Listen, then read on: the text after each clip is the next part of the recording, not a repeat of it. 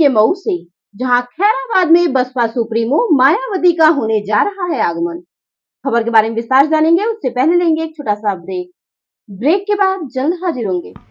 इस खबर के प्रायोजक हैं फास्ट को। जल्दी हो जाना तो फास्ट को बुलाना। बाइक से लेकर लग्जरी कार, सेल्फ ड्राइव पर उपलब्ध।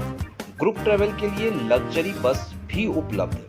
सबसे सस्ता एक बार सेवा का मौका अवश्य दें। व्हाट्सएप करें 9044 808 808। ब्रेक के बाद आप सभी का स्वागत है। खबर यूपी के मऊ से, जहां दिनांक 18 मई 2024 को घोसी लोकसभा चुनाव बसपा सुप्रीमो बहन कुमारी मायावती का नॉर्मल फुटबॉल मैदान खैराबाद मोहम्मदाबाद गोहना मऊ की सरजमी पर होने जा रहा है आगमन। वहीं मीडिया से बात करते हुए घोसी लोकसभा बसपा के प्रत्याशी बालकृष्ण चौहान ने कहा कि कल यहां पर कम से कम 5 लाख लोगों का जमावड़ा होने जा रहा है और इससे घोसी लोक चुनाव पर असर पड़ेगा। वहीं बसपा के जिलाध्यक्ष राज विजय ने कहा कि यह घोसी लोकसभा का चुनाव बसपा ही जीत रही है और घोसी से ही रास्ता होकर संसद भवन में पहुंचेगी। देखें मऊ से दीवान चंद की रिपोर्ट। नमस्कार, मैं Diwan Chand Gautam fast news India से। मैं इस मौजूद हूँ मोहम्मदाबाद विधानसभा के खैराबाद ये स्थल है और जहाँ पर लोकसभा चुनाव हो रहा है और कल जो कुमारी बहन मायावती का जो आगमन होने जा रहा है, ये हेलीपैड है। मैं बोलूँगा कि अपना कैमरा में दिखा दीजिए घुमा करके पूरा आप कैमरे को कि यही वो जगह है हेलीपैड जहाँ पर हेलीकॉप्टर उतरेगा बहन जी का। आइए मैं उसी कड़ी में जो यहाँ के बसपा के जो प्रत्याशी हैं एमपी साहब बालकृष्ण चौहान जी, मैं उनसे बात करूंगा कि क्या है पूरी व्यवस्था यहाँ की। सर नमस्कार, बहुत स्वागत चैनल में। कल बहन जी का आगमन होने जा रहा है और हेलीपैड है और बनना है मंच। कितना है आने की उम्मीद पब्लिक का? पब्लिक आएगी कम से कम 5 लाख तो आ ही जाएगी। 5 लाख आ जाएगी। जी जी। क्या कहेंगे आप अपने वोटरों से? आप यही कहेंगे कि बहुजन समाज पार्टी की नेता हमारी आ रही बहन कुमारी मायावती जी, उनकी बातों को सुने और उनके निर्देशों को मानते हुए बहुजन समाज पार्टी की सरकार बनाने के लिए, बहन जी को पीएम बनाने के लिए आप लगन से काम करें ताकि यहाँ के जो दबे कुचले पिछड़े अल्पसंख्यक के लोग हैं उनके हक और अधिकारों की रक्षा हो सके, सुरक्षा हो सके, मान सम्मान, रोजी रोजगार, नौकरी चाकरी का मतलब उसकी बढ़ोतरी हो सके, यही कहेंगे। लोकसभा देखा जा रहा है कि इस चुनाव में सभा भी बहुत बातें बोल रही है, बीजेपी बातें बोल रही है, कैसे उसको देख रहे हैं आप? देखिए, जो चुनाव लड़ते हैं तो अपनी अपनी बातों को लोग रखते हैं और हर लोग अपनी उम्मीद रखते हैं, स्वाभाविक है, उसमें कोई अलग से कहना नहीं है। लेकिन वो लोग दूसरे तीसरे के लिए आपस में लड़ रहे हैं। यहाँ से बहुजन समाज पार्टी ही 1 नंबर पर है। क्या यहाँ आने से कुछ असर पड़ेगा? हाँ, बिल्कुल असर पड़ेगा। नेता को सुनने के लिए लोग दुनिया भर चारों ओर से वोटर आएंगे और उनको ऊर्जा मिलती है। हमारी नेता ने हमें समझाया, हमारे हक हकूक के लिए उकसाया और प्रेरणा दी, तो उत्साह बढ़ता है और जोर शोर से काम होता है। 5 विधानसभा है, आप 5 विधानसभा में आप घूम रहे हैं कि क्या, कैसा आपको लग रहा है माहौल? हर जगह ठीक है, 1 नंबर पर हर जगह है। कुछ कमी आपको दिखती? नहीं, कमी नहीं, कोई किसी तरह की कमी नहीं है। उत्साह से हमारे कार्यकर्ता लगे हुए हैं, बूथ स्तर तक के, घर घर जा रहे हैं, गांव तक जा रहे हैं, पार्टी की पॉलिसी बता रहे हैं, कैंडिडेट के बारे में बता रहे हैं, चुनाव चिन्ह के बारे में बता रहे हैं, मिशन के बारे में बता रहे हैं। ठीक है। इस तरह आप देख रहे थे बसपा के जो प्रत्याशी थे बालकृष्ण चौहान जी, उनसे मैं बात बोला कि 5 लाख आदमी उतरेंगे यहाँ पर। आगे मैं बात करूंगा। मैं आपका परिचय उसी के लिए मैं आगे मैं बात करूंगा। आपका परिचय सर? मोहम्मद फैज आलम, बहुजन समाज पार्टी जिला कोषाध्यक्ष। कल बहन जी का आगमन होने जा रहा है मोहम्मदाबाद के जमीन पर, क्या है पूरा माहौल? माहौल बहुत बेहतरीन है, बहुत बढ़िया है। लोकसभा के हर गांव में आवाज पहुंच गई है।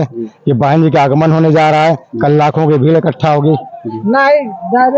आप मुसलमान हैं और मऊ में कम से कम तो यहाँ पर मुस्लिम का वोट आबादी ज्यादा है। क्या है आपको लग रहा है उम्मीद कि वोट कहाँ जा रहा है? देखिए, ऐसा है ना कि भाई वोटवा तो जहाँ जा रहा है आपको मालूम है, लेकिन हम 100% गारंटी के साथ कह रहे हैं कि हम उसमें सेध लगा दिए हैं और हम 35 से 40% मुस्लिम समाज का वोट बहुजन समाज पार्टी की झोली में पड़ेगा और बालकृष्ण चौहान जी हजारों नहीं बल्कि 2 लाख वोट से चुनाव जीतने जा रहे हैं, इसमें कोई शक नहीं है।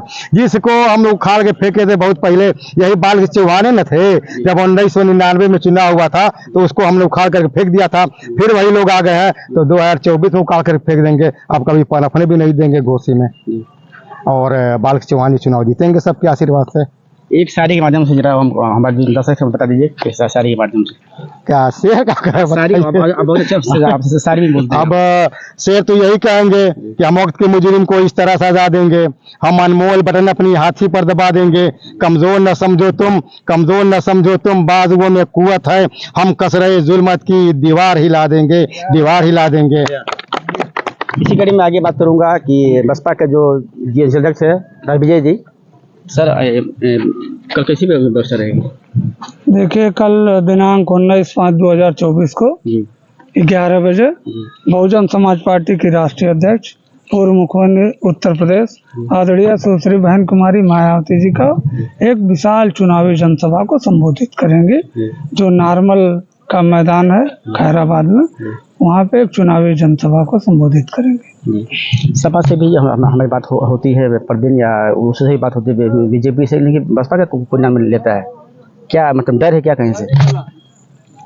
क्या मतलब? जो सपा के उम्मीदवार हैं और बीजेपी के हैं उनसे बात होती है कि भाई बसपा के जो वोटर हैं या बसपा के जो नेता हैं उनको आपको कैसे देख रहे हैं, तो वो बोले में मतलब भगते हैं वो। देखिए, डर और भय की बात नहीं, बहुजन समाज पार्टी के पास अपना यहाँ बेस वोट है, और बेस वोट के दम पे उसके बाद सर्वजन समाज का वोट है, और सबसे बड़ा तबका कि हमारा जो कैंडिडेट है उसके समाज का भी बहुत बड़ा वोट है। इसलिए हम लोग 3.5 लाख से शुरू करेंगे अपनी लड़ाई, और पार्टी किसी के पास 2 लाख वोट है, किसी के पास 2.5 लाख हो, हमारे पास 3.5 लाख वोट अपना वोट है, जिससे हम शुरू करेंगे। और जो लोग बोलने चालने के तमाम चीजें ऐसी बात है वो अपने में लड़ रहे हैं, अपने में लड़ेंगे सपा और भाजपा के लोग। अब बहुजन समाज पार्टी का हाथी धीरे से बीच में से घोसी से निकलते हुए दिल्ली की सरजमी पे जाने का काम करेगा। अभी घूम रहे होंगे 5 विधानसभा में, क्या आपको लग रहा है कहाँ कहाँ मतलब कुछ है या बड़ी कुछ दिख रही है? कुछ नहीं, हमारे पास अपना बेस वोट है, वो बेस वोट हमेशा रहा है और है। विषम परिस्थितियों में भी हमारा बेस वोट रहा है, हर विधानसभा में 50,000 से ज्यादा वोट पाए हैं, और जो हमारे कैंडिडेट का और सर्वजन समाज का तमाम वोट है जो हमारे साथ है वो मिलेगा, और बहुजन समाज पार्टी यहाँ से जीतेगी। और दूसरे दल पार्टियों की हम बात क्या करें, अब तो आज देख रहे हैं देश में लोकतंत्र पे खतरा है। आज जो वादा किए थे अच्छे दिन का, वो वादे का पता नहीं चला। उन्होंने कहा था कि सौगंध हम मिट्टी की खाते हैं, देश नहीं बिकने देंगे, लेकिन आज देश की सारी संपत्ति बिक गई, सब कुछ बिक गया, रेल बिक गया, तेल बिक गया, वेल बिक गया, गेल बिक गया, सारी संपत्तियां सरकार ने बेचने का काम किया। और मैं आपको बताना चाहता हूँ कि ये बहुत चालाक लोग हैं, और जब भी डुबोएगा उभारा दे के मारेगा। ये बहुत चालाक लोग हैं और इनसे सावधान सारे लोग हैं, और आने वाले समय में भारतीय जनता पार्टी की सरकार इस 18वीं लोकसभा में नहीं बनेगी।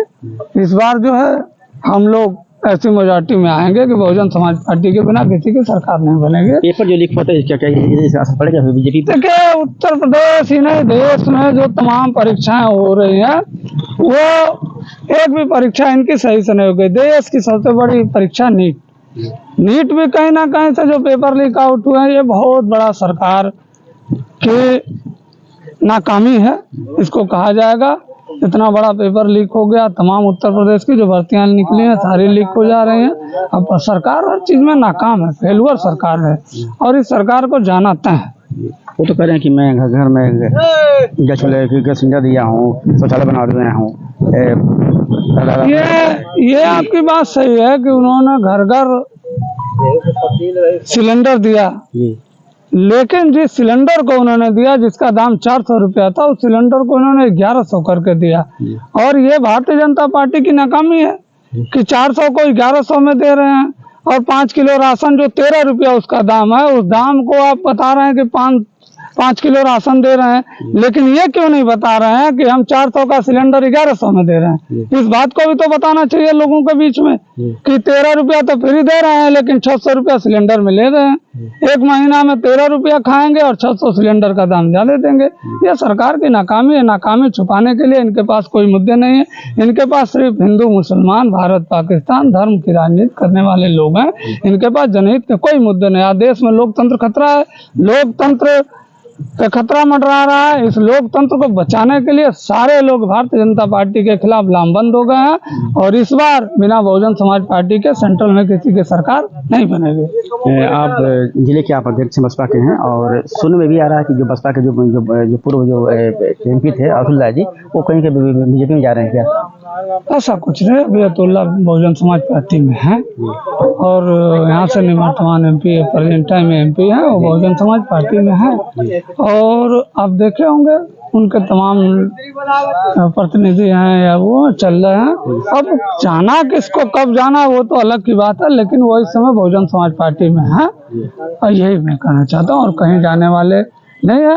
फिर समय परिस्थितियाँ बनती बिगड़ती क्या है, लेकिन वो इस चुनाव में बहुजन समाज पार्टी के साथ हैं। सपा के प्रत्याशी कह रहे हैं कि हमको 10 से 20% हमको जो एसी का वोट हमको मिलेगा। कहाँ कहीं से मतलब देखिए, अब कहने के लिए तो मुंगेरी लाल का सपना देखने वाली बात है। हम भी कहते हैं कि हमारा भी जो राजीव राज जाति का समाज से आते हैं उसका भी वोट हमारे पास 20% है, लेकिन मुंगेरी लाल का सपना देखना नहीं। और सबसे बड़ी बात है कि जो लोग भी बाहरी हैं और हमारा कैंडिडेट घोषी लोकसभा का रहने वाला है।